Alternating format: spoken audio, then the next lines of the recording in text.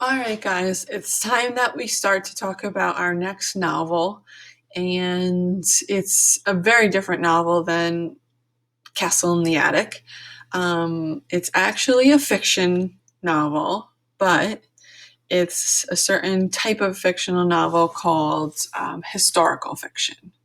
So, before we can really get into the book, which will probably take another just to explore the background, um, we need to talk about what time period in history um, all of this took place. So I promise we'll get to the book and get to reading it and get to discussing it. We're going to try some new things for this book, some online discussions, some popcorn reading by your classmates, some video recordings.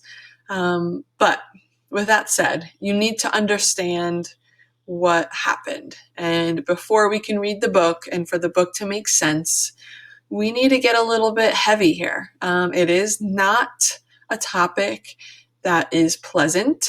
It is not a happy topic, and it is a tragic topic. So, with that said, we're going to spend today, Monday, the 27th of April, and tomorrow, Tuesday, the 28th of April, just doing a slideshow together. And I'm going to ask you to write up a reflection from each session with thoughts, comments, and questions so that I may have time to answer them. Now, this is exactly what I would have done with you in class. I would have taken 1 or 2 days to go over the background and have you share your thoughts and comments. So, what I'm going to ask you to do now is grab a notebook or a piece of paper. And just like I would have done in class I would have said, don't ask me questions throughout the project presentation, write them down, and then we'll talk about them at the end. So grab a notebook, grab a piece of paper, make 3 columns. Pause this video right now, and in your first column, you're going to list things you already know about World War II and the Holocaust. Please pause. All right. After that pause, you're resuming with column 2 of your notebook. In column 2, I want you to label the top thoughts or comments. And in the third column, I want you to label it questions. As I present these slides, I want you to record at least 4 or 5 comments and thoughts and at least 3 questions for me. And you're going to type that up. That's going to be your first reflection. Okay? And we'll do the same thing in tomorrow's review. So let's get started. We have the summary of events leading up to World War II and the tragic events of the Holocaust. All of this Holocaust and World War II took place for only 6 years, a long 6 years, 1939 to 1945. All right, slide 1. Is World War I? You might be wondering why I'm sharing World War I. Well, in a series of wars, such as labeled World War I and World War II, we need to have a reason. And if the world is at war for a second time, it must be somehow associated with World War I. Okay? So here are some of the facts. World War I began when the Archduke Franz Ferdinand was assassinated. And he was the Emperor of Austria and Hungary. A new emperor came, Franz Joseph, and he declared war on a place called Serbia. At that point, Russia and Germany joined forces with Serbia to try to defeat Franz Joseph. And Germany then declares war on France and Great Britain. So Germany only joined later and then turned and spun war on other places. The US, which is us, warned Germany to stop using unrestricted submarine warfare. Submarines are vessels that go underneath the ocean. Germany continues using these submarines, and on April 6, 1917, the U.S. declared war on Germany.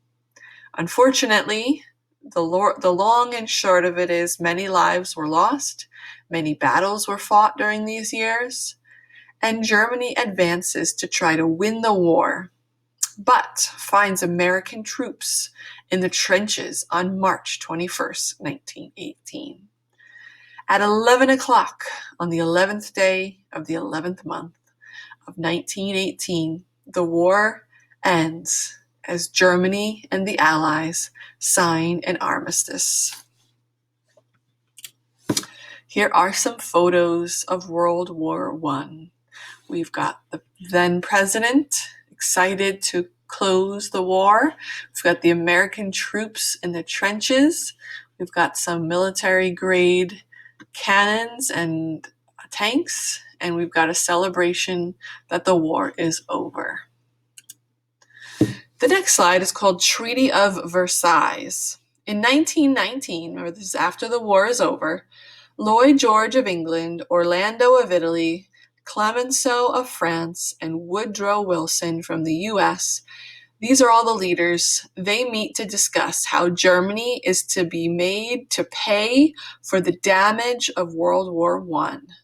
See, Woodrow Wilson was the U.S. president, and he wanted a treaty based on a 14-point plan which he believed would bring peace to Europe. George Clemenceau wanted revenge. He wanted to be sure that Germany would never start a war again. Lloyd George personally agreed with Wilson, but he knew the British public agreed with Clemenceau. He tried to find a compromise between Wilson and Clemenceau. Germany had been expecting this treaty based on Wilson's 14 points, and they were not happy with the terms of the Treaty of Versailles. However, they really had no choice but to sign this document. Here are the terms of this treaty against Germany. War Guilt Clause. Germany has to accept the blame for starting World War I. Reparations. Germany has to pay $6.6 million, which is a lot of money in 1919, for the damage caused by the war. Disarmament. Germany will only be allowed to have a small army and 6 Navy ships. No tanks, no Air Force, no submarines are allowed. In the Rhineland area, where they kept all of their military-grade equipment, is to be demilitarized, which means take it away. And then there's some territorial clauses.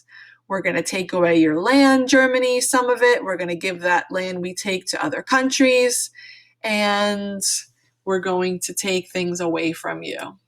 Here are those leaders I spoke of on slide 4, all talking and agreeing that this has to be given to Germany. This has to be done. They have to pay.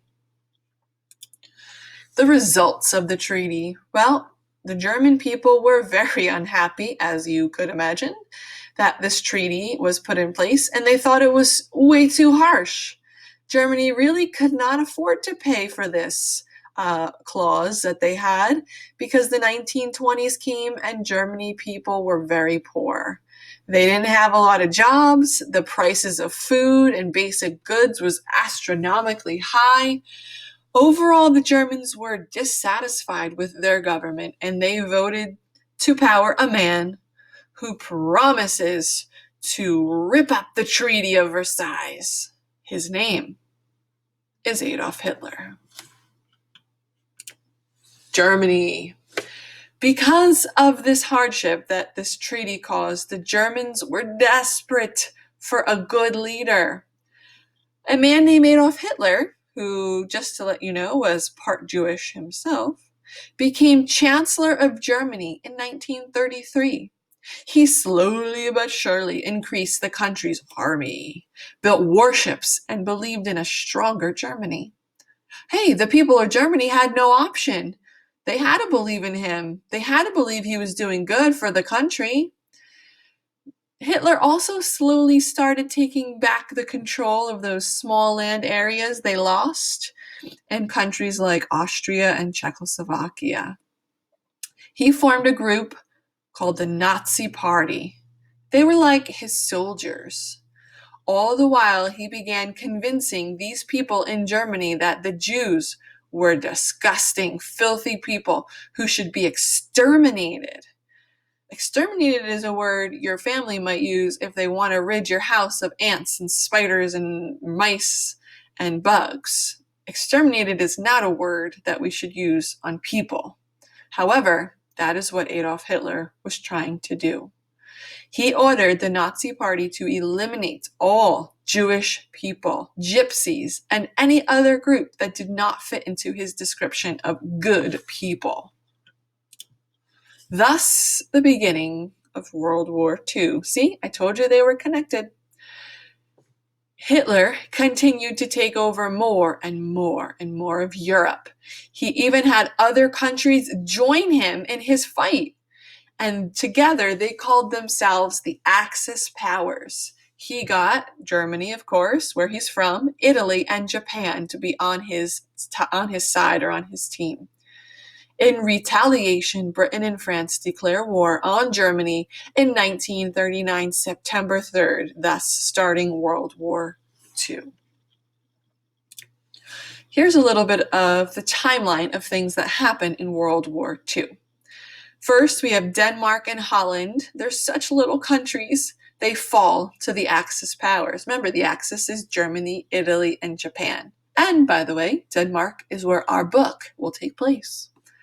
They're the first countries to get taken. 1940, German U-boats, which are submarines, sink U.S. and Canadian convoys on their way to Britain. June 14, 1940, Nazis invade Paris. April 6, 1941, Greece is invaded by the Axis powers. June 7, 1941, a day that will live in infamy. Japanese Imperial Fleet bombs U.S. Pacific Fleet in Pearl Harbor, Hawaii. The U.S. and Britain have no choice now to declare war on Japan. Japan continues to take over small islands and countries who cannot fight them. April 18th, 1942, the Americans have to retaliate against what happened in Pearl Harbor, thus the Doolittle Raid. U.S. drops bombs on Tokyo, Japan. The Allied forces create a team now. So we have the Axis, which was Germany, Japan, and Italy. Now we need a team to fight them. We've got US, Great Britain, Canada, France, Russia, and Australia, and they begin entering countries like Italy. May 2nd, 1944, the first German troops actually start to surrender because the Allied forces are no joke. June 6, 1944, D-Day, which is the largest air, sea, and land invasion in all of history. There was so much fighting going on June 6, 1944. June 27th, 1944, Americans make progress by liberating a city in France. Liberating is a word for freeing. July 20th, 1944, there's a failed attempt to assassinate Adolf Hitler. December 16th, 1944, Battle of the Bulge. Germans counterattack in the Ardennes. Allies win, though. January 19th, 1945, German full retreat on the Eastern Front. Full retreat means they're pulling back. They're getting out of there. February 19th, 1945, 1 month later, the U.S. lands on Iwo Jima, Japan. April 1st, 1945, U.S. lands in Okinawa. April 30th, 1945, Adolf Hitler commits suicide. May 7th, 1945, German troops surrender to the Allies. August 6, 1945, U.S. bomber Enola Gay drops the first ever atomic bomb, little boy, on Hiroshima, Japan. August 9th, 1945, U.S. bomber Boxcar drops a second atomic bomb, Fat Man, on Nagasaki, Japan. August 14th, 1945, is the unconditional surrender of the Japanese forces. Friends, atomic bombs are no joke, and we're not really proud of that as Americans. That is extreme warfare, that devastated everything in those areas of Japan beyond comprehension. However, we did need to get involved, but it'll be your opinion whether you think atomic warfare is acceptable. Okay, what does World War II have to do with the Holocaust? And this will be our last slide for today. Actually, you know what? Nope, I'm going to pause it right there on that sentiment about the atomic bombs. We'll talk about the Holocaust part in our next video tomorrow. All right, I gave you a lot of information. You're going to go over to your notebook and you're going to type up for me your 3 columns and submit for today's work. See you guys soon.